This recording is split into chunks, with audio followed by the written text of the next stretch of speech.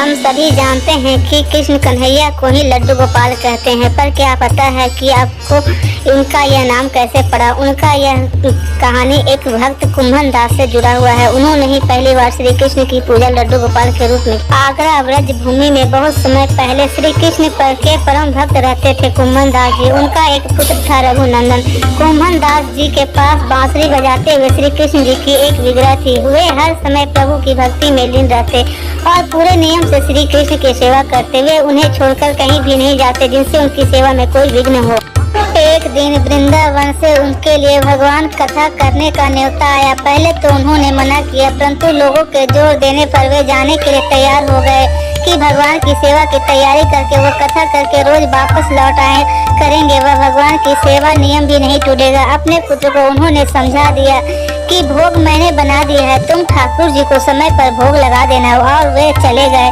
रघुनंदन जी ने भी भोजन की थाली ठाकुर जी के सामने रखी और सरल मन से आग्रह किया कि ठाकुर जी आओ भोग लगाओ। उसके मन में बाल छवि थी कि वे आकर अपने हाथों से भोजन करेंगे जैसे हम खाते हैं। उन्होंने बार बार आग्रह किया, लेकिन भोजन तो वैसा ही रखा रहा। अब वह उदास हो गया और रोते हुए पुकारा कि ठाकुर जी आओ भोग लगाओ। ठाकुर जी ने बालक का रूप धारण किया और भोजन करने बैठ गए और रघुनंदन जी प्रसन्न हो गए। को कुम्भन दास जी लौटे तो पूछा भोग लगा दिया? तो बेटे ने कहा हाँ भोग लगा दिया। तो उन्होंने प्रसाद मांगा तो पुत्र ने कहा कि ठाकुर जी ने सारा भोजन खा लिया।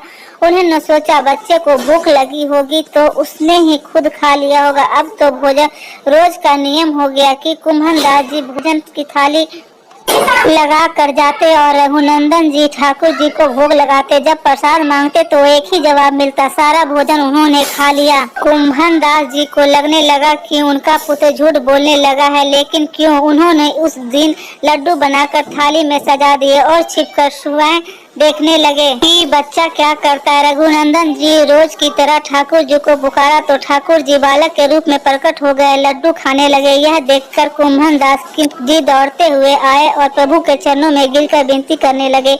उस समय ठाकुर जी के एक हाथ में लड्डू और दूसरे हाथ में लड्डू मुख में ही था कि वे जड़ हो गए। उसके बाद से उसकी इसी रूप की पूजा की जाती है और वे लड्डू गोपाल कहलाए जाने लगे।